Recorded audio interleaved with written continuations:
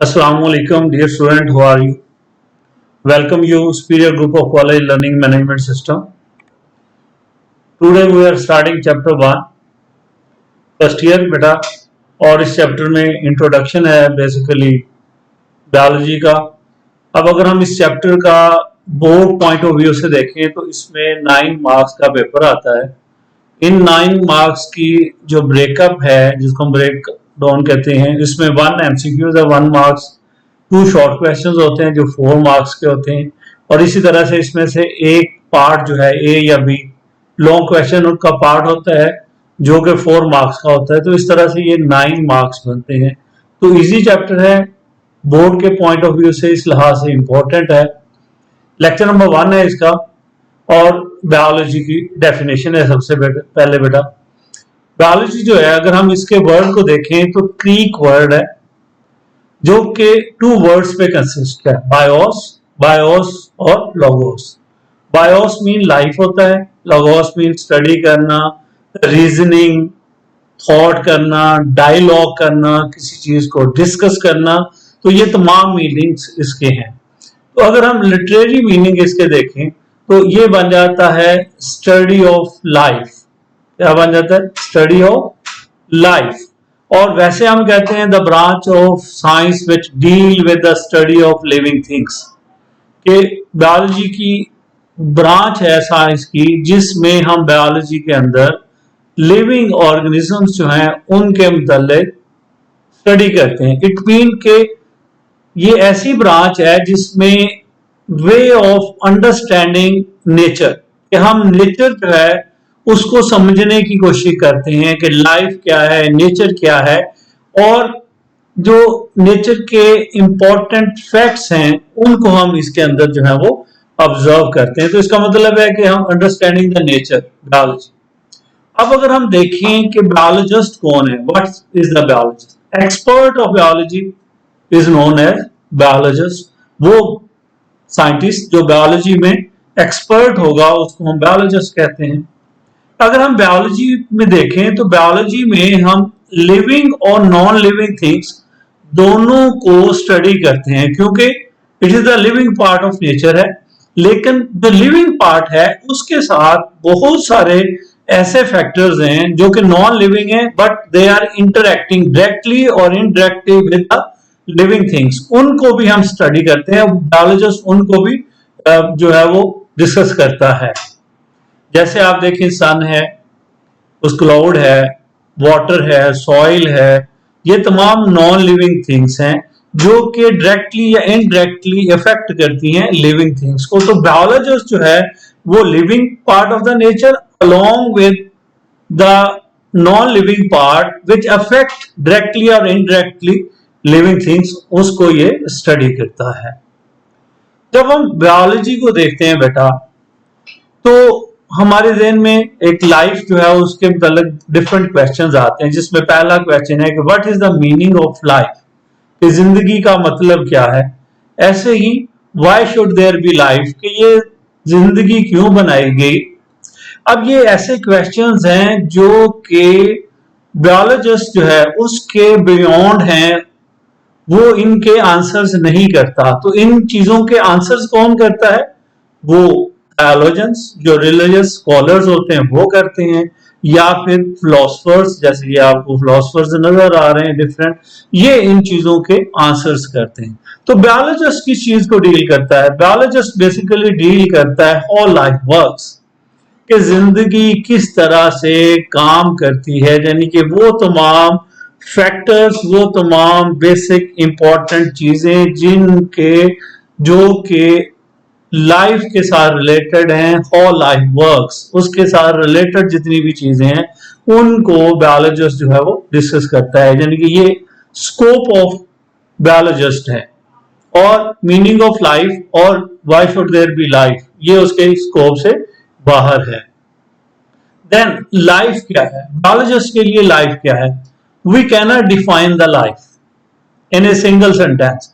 जैसे हम दूसरी चीजों की डेफिनेशन कर लेते हैं, हम लाइफ को डिफाइन नहीं कर पाते, नहीं कर सकते। तो बायोलॉजिस्ट के लिए लाइफ क्या है? There is a set of characteristics जो सेट ऑफ कैरेक्टरिस्टिक्स, जिस ऑर्गेनिज्म में, जिस ऑब्जेक्ट में ये सेट्स जो हैं, ये कैरेक्टरिस्टिक्स प्रेजेंट होंगे उसको हम कहेंगे लिविंग है, और जिसमें ये सेट ऑफ कैरेक्टरिस्टिक प्रेजेंट नहीं होंगे उस ऑब्जेक्ट को हम कहेंगे नॉन लिविंग है। वो कैरेक्टरिस्टिक्स क्या हैं?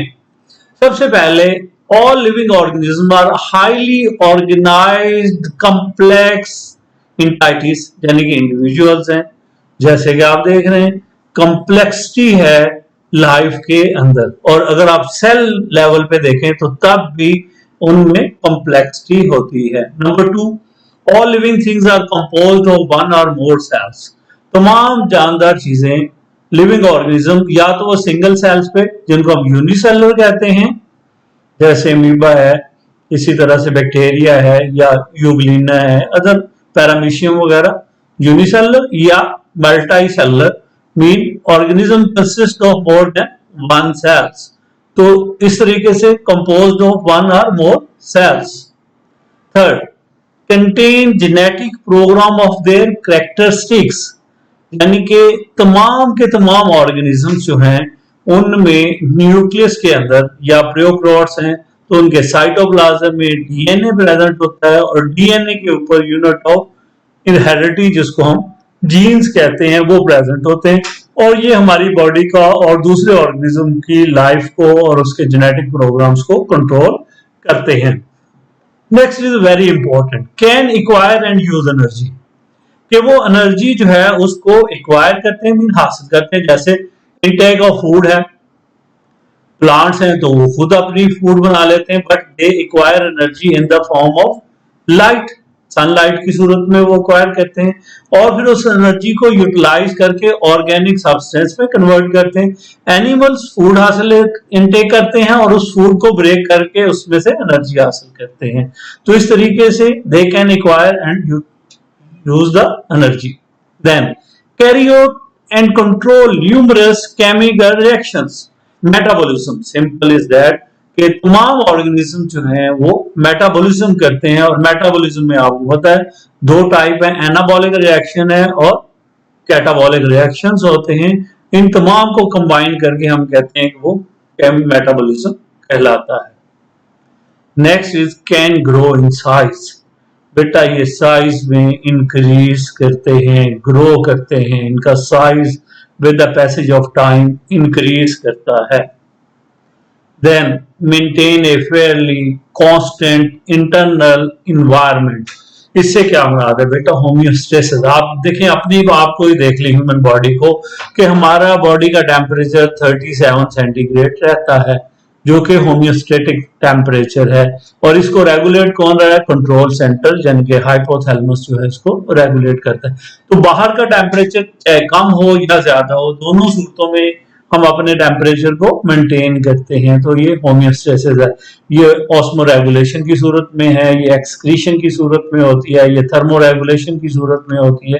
तो इसको हम produce offspring similar to themselves. Reproduction is the most important characteristic of all living organism, क्योंकि reproduction से they maintain their next generation, अपनी species जो है, अपनी population जो है उसको ये maintain करते हैं।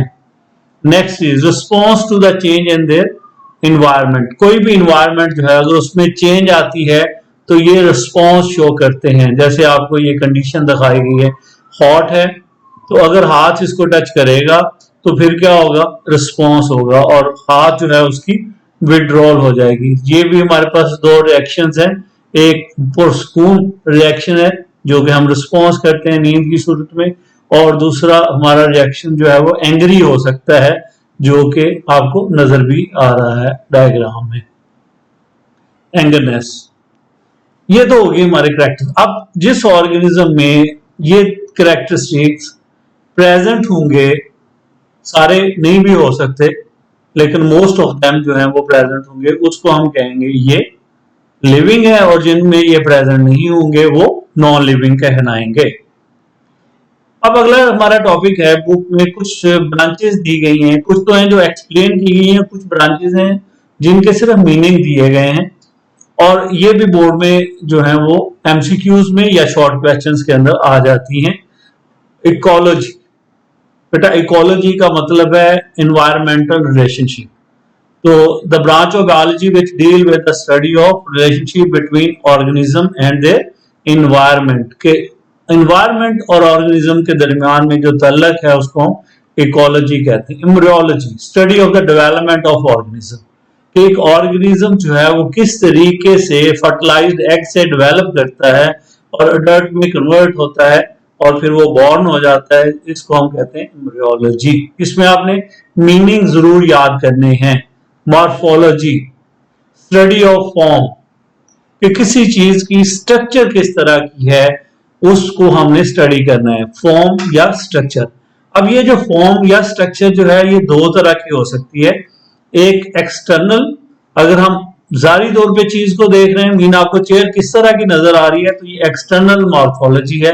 और अगर आप उसको इंटरनल क्रॉस सेक्शन से देख रहे हैं तो फिर वो इंटरनल मॉर्फोलॉजी है, जो कि एनाटॉमी भी कहलाती है। Physiology, study of the function, कि हमारी बॉडी के जो डिफरेंट ऑर्गन्स हैं, जैसे नर्वस सिस्टम है किस तरीके से फंक्शन कर रहा है, मस्कुलोस्केलेटल सिस्टम है यानी कि स्केलेटन किस तरह से काम कर रहा है, मसल किस तरह से, इसी तरह सर्कुलेशन, हार्ट कैसे काम कर रहा है, लंग्स में ब्रीदिंग कैसे हो रही है। तो ये तमाम सिस्टम्स हैं जिनके फंक्शंस को जब हम स्टडी करते हैं तो ये फिजियोलॉजी कहलाता है। एक्सटर्नल मॉर्फोलॉजी मैंने पहले ही आपको बता दिया कि फॉर्म है किसी चीज की स्टडी, उसको हम एक्सटर्नल मॉर्फोलॉजी कहते हैं। इसी तरह से एनाटॉमी या इंटरनल मॉर्फोलॉजी, और वो है इंटरनल ग्रॉस स्ट्रक्चर, के जब हम किसी चीज का सेक्शन काट के, जैसे आप प्रैक्टिकल करते हैं, फ्रॉग जो है उसकी डाइसेक्शन करते हैं, तो यू आर स्टडिंग, जब आप ऊपर से उसको ऑब्जर्व कर रहे हैं तो एक्सटर्नल मॉर्फोलॉजी, और जब आप उसको डाइसेक्ट कर लिया और इंटरनल स्ट्रक्चर्स को स्टडी कर रहे हैं तो फिर वो एनाटॉमी बन जाती है।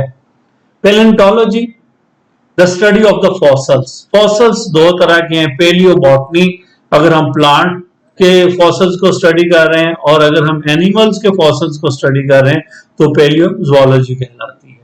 तो palaeontology, study of the fossils. Histology, हिस्से से निकला है, जिसका मतलब है टिश्यूज, तो स्टडी ऑफ टिश्यूज, कि हम जब डिफरेंट काइंड्स ऑफ टिश्यूज, जैसे ब्लड टिश्यू है, एडिपोज टिश्यूज हैं, बोन टिश्यूज हैं, नर्वस टिश्यूज हैं, इनको हम माइक्रोस्कोप से स्टडी करते हैं तो फिर हिस्टोलॉजी बन जाता है।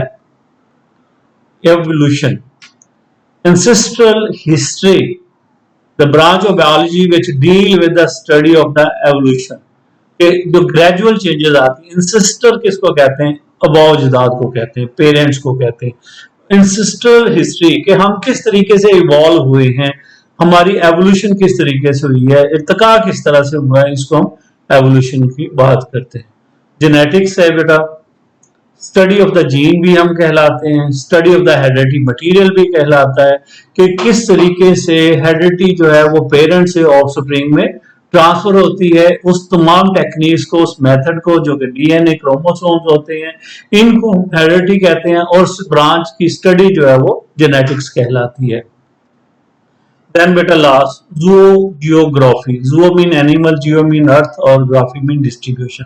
तो distribution of animals in nature is known as जूओजियोग्राफी।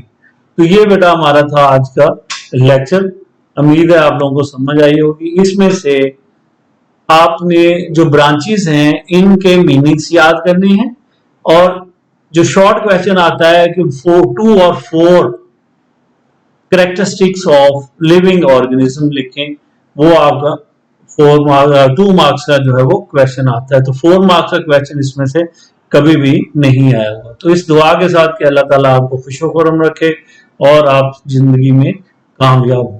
मेरी तरफ से अल्लाह हाफिज।